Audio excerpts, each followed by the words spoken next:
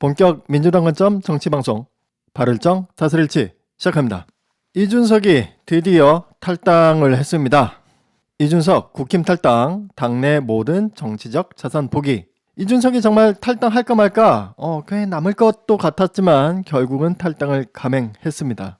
내몰린 감은 없잖아 있지만 암튼 했어요. 이게 재밌는 게 아니 좋은 장소로 놔두고 상계동에 있는 정확히는 마포갈비집이라고 해요. 이쪽에 택해가지고 안 그래도 좀 얘기가 어제부터 나왔습니다. 이준석의 정치적 고향은 상계동이다. 이준석은 상계동에서 출발했고 언젠가 상계동으로 돌아올 거다. 이런 의미에서 상계동을 택했다는 얘기를 하네요. 저희가 준석이가 상계동에서 하든 첫 정치회를 기념하든 저희한테 중요한 건 아니니까요. 하지만 이 정치 구도의 변화를 혹시나 가져올 수도 있기 때문에 연설문 전문 한번 분석해 보겠습니다. 정치를 시작한 지 12년째 되는 오늘을 그날로 정해놓고 아까 예상한 것처럼 12년째 되는 날이니까 의미부여를 한 것 같다. 27일에 호사가들은 국민의힘과 보수 진영의 현 상황이 그토록 안 좋다면 지금은 때를 기다리고 기회를 보라고 저에게 이야기합니다. 3년 전에 저라면 아마 그런 이야기를 진지하게 받아들이고 당을 위해 헌신과 같은 여의도 방언을 입 밖으로 내었을 것입니다. 3년 전에 이준석은 기다렸겠지만 지금의 이준석은 기다리지 않는다. 이런 얘기고요. 때로는 고생을 겪으며 만수산 드렁집과 같이 얽혀 살 수도 있습니다. 지금까지 그렇게 살아왔고요. 실제로 이미 몇 달 전 책임 있는 사람으로부터 총괄 선거대책위원장 등의 자리도 제안받은 적이 있습니다. 그런데 전혀 마음이 동하지 않았습니다. 이거는 물론 뻥카일 수 있어요. 공식적인 얘기는 아니니까요. 이게 진짜인지 아닌지는 저희 입장에서는 알 수는 없습니다. 비상상태에 놓인 것은 당이 아니고 대한민국입니다. 마냥 기다릴 수 없습니다. 그래서 탈당했던 얘기고요. 저는 오늘 국민의힘을 탈당합니다. 동시에 국민의힘에 제가 가지고 있던 모든 정치적 자산을 포기합니다. 이게 말은 그럴싸한데 국짐 자체도 그렇지만 이준석의 정치적 자산이라는 게 있겠습니까? 포기하고 자시고 할 것도 없잖아요. 오로지 남녀 갈라치기, 세대 갈라치기로 굳이 얘기하자면 증오와 차별, 거의 나치 수준 아니겠습니까? 이게 이준석의 정치적 자산입니다. 포기하고 자시고 할 것도 없어요. 그러면서 없어 보일 것 같으니까 또 이렇게 어려운 말을 씁니다. 봅시다. 마상득지, 마상치지. 누가 마삼중 아니랄까봐 고사성어를 해도 꼭 이런 걸 합니까? 아무튼 말 위에서 천하를 얻었다 해도 계속 말 위에서 다스릴 수는 없는 노릇입니다. 글쎄요, 이게 이준석이 할 말인지는 잘 모르겠습니다. 이 공감이 잘 안 가네요. 개고기를 양고기라 속여서 판 주제에 할 말은 아닌 것 같습니다. 자, 아직까지 뭔 얘기를 하는지 모르겠는데 이제 슬슬 나와요. 진영 논리에 휩싸여 우리 팀에 발생한 문제는 좋은 게 좋은 거지 하고 넘어가는 모습에 정작 미래를 고민해야 할 젊은 세대는 정치를 내로남불의 장으로 보며 외면하게 되었습니다. 그러니까 자기는 탈당을 하면서 이 진영 논리에 휩싸인 양당 체제에서 벗어나겠다, 제3당을 하겠다는 얘기고, 이준석의 유일한 쓰레기 같은 정치 자산, 세대 갈라치기, 그러니까 젊은 세대여 나를 따르라, 이런 얘기 아니겠습니까? 그러면서 이상한 얘기들을 쭉 하고요. 전혀 와닿지 않는 얘기들을 주저리 하고 있고, 그러면서 또 여기서 뭔가 맥락이 흐트러져요. 자신을 어떤 당대표나 정치인으로 생각하지 않고 무슨 시사평론가인 줄 알고 있는 거죠. 이공계 인재를 육성하겠다고 하면서 다른 한쪽에서는 의대 정원을 3배 가까이 늘리는 것을 검토한다면 최상위급 이공계 인재들은 연구개발에 뛰어들어야 한다는 얘기입니까? 아니면 의대생이 되어야 한다는 얘기입니까? 말이야 맞는 얘기긴 한데 이게 지금 탈당을 하면서 이 얘기를 뭐하러 하냔 말이죠. 적어도 탈당을 하려면 무슨 얘기를 해야 됩니까? 내가 이러한 거를 만들고자 탈당을 한다. 나와 뜻을 같이 하는 동지여, 나와 함께 뭉치자, 이런 얘기를 해야 되지 않겠습니까? 이건 라디오 방송처럼 시사평론을 하고 있어요. 여기는 진짜 이상해서 한번 읽어드릴게요.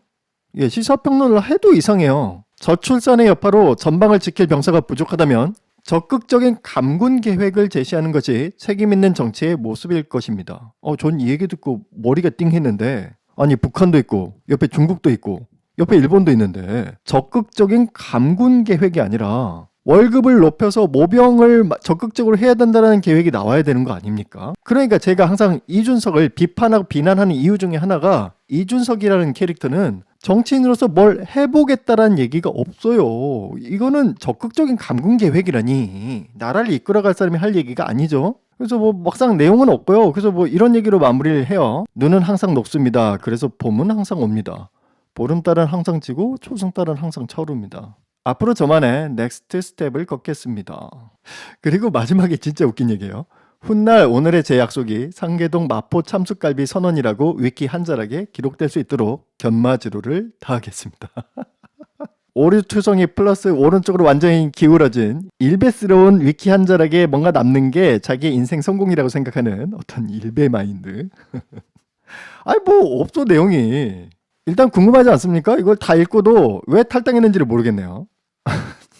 뭐 그러면서 이제 이후에 기자들과 인터뷰한 게 좀 더 있어요. 요거 좀 더 소개시켜 드릴게요. 한동훈 전 장관과 저는 이제 경쟁자 관계로 들었었다고 생각한다. 이준석과 차별화를 둘 게 아니라 대통령과 차별화를 돌아 환자가 어디에 있는지 항상 새겨달라라고 덧붙였습니다.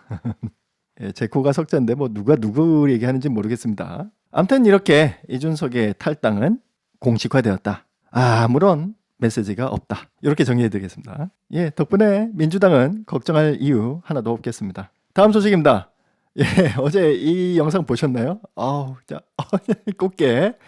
예, 지금 꽃게훈으로 많이 알려졌죠. 그래서 쫙 돌고 있는데 아니 무슨 미국 찐따들도 아니고 이게 더구나 정확히 보면 이 용법도 틀렸어요. 이게 따옴표인데 지금 저 대목에서 쓰는 게 아니란 말이죠. 한 3개월, 4개월 외국에 갔던 교환 유학생이 뭐 이런 거 합니다. 어설프게. 네, 며칠에 걸쳐서 자신이 직접 연설문을 쓴다고 자랑해가면서 준비했던 연설문이 공개되고 이에 대한 평가가 오늘 쏟아지고 있습니다. 그 중에 몇 가지 좀 소개시켜 드릴게요. 먼저 유시민 선생님과 유승민 전 의원이 평가를 했어요. MBC 선택 2024 뉴스회전에서 유시민과 유승민이 토론 도중에 한동훈이 불출마를 선언했다라는 소식을 받고 유시민 선생님은 이렇게 얘기를 하셨어요. 예상보다 어이가 없다. 유승민 전 의원은 이렇게 얘기했습니다. 한동훈 불출마 선언이 실망스럽고 생뚱맞다. 왜 험지 출마를 안 하냐 이렇게 얘기를 하죠. 아니 그도 그럴 게 당대표로 왔잖아요. 당대표로.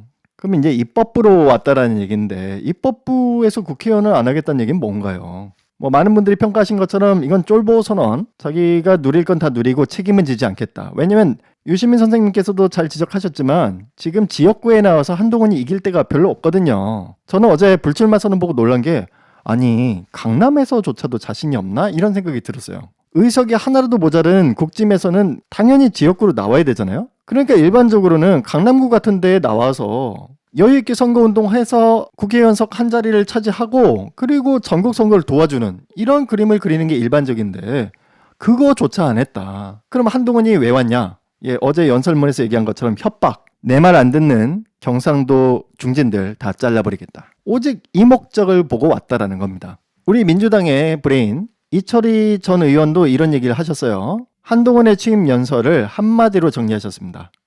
헤이트 스피치. 그리고 또 공포 마케팅이라고도 얘기를 하셨어요.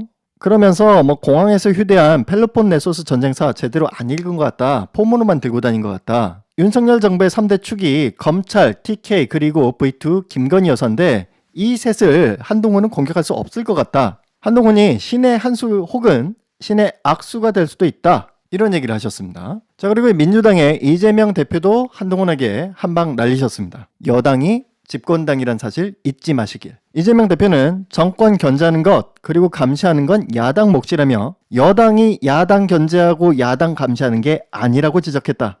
깔끔한 내용입니다. 예, 저도 어제 좀 놀랐거든요. 한동훈이 어제 연설문 듣다 보니까 이재명이 대통령이고 국짐이 야당인 것 같더라고요. 그래서 통쾌하게 이런 얘기를 하시는 겁니다. 그런데 말입니다. 그 와중에도 오늘 출근하면서 또 이런 얘기를 해요. 한동훈 민주당은 검사 싫다면서 검사 사칭한 절대전원 모신다. 진짜 얘는요. 이게 어떻게 나온 얘기냐면 출근길에 기자들과 만나서 이제 얘기가 나온 거예요. 그래서 이제 기자가 물어봤죠. 여당이 검찰당이 됐다라는 야당의 비판에 대해서 어떻게 생각하시냐 이렇게 얘기를 하니까 민주당은 검사를 그렇게 싫어하면서 왜 검사도 아니고 검사를 사칭한 분을 절대 존엄으로 모시는지 묻고 싶다. 이렇게 얘기를 합니다. 진짜. 이게 정말 한심한 게 한동훈은 늘 이런 식으로 얘기를 합니다. 그러니까 뭐냐면 피장 파장의 오류. 상대방이 뭔가 얘기를 하면요. 그거에 대한 얘기를 하지 않고요. 그 상대방을 공격합니다. 아주 그냥 지겨울 정도로 이 오류에 빠져 있어요. 뭐 이걸 위선 공격이라고도 하고요. 지금 방금 전도 어땠습니까? 여당이 검찰당이 됐다라는 야당이 비판. 그러면은 논리적으로는 이러하니 우리 국민의힘을 검찰당이라 보는 건 오바다. 이렇게 얘기를 해야 되는데 그거에 대한 답변은 하지 않아요. 그래서 한동훈의 말이 늘 공허한 겁니다. 그래서 한동훈의 말이 늘 알맹이가 없는 거예요. 그러니까 질문에 답변을 하나도 안 하고요. 자기 하고 싶은 얘기만 하는 거예요. 그러니까 기자나 궁금한 국민은 하나도 답변을 듣지 못합니다. 이런 걸 구분 못하는 이찍한테는 잘 통하겠죠. 저희 같은 민주시민에게는 참 모자란 사람이다. 알맹이 없는 사람이다. 라는 얘기입니다. 이런 논리적 오류투성이의 사람을 엘리트라고 지칭하는 이 현실이 정말 안타깝습니다.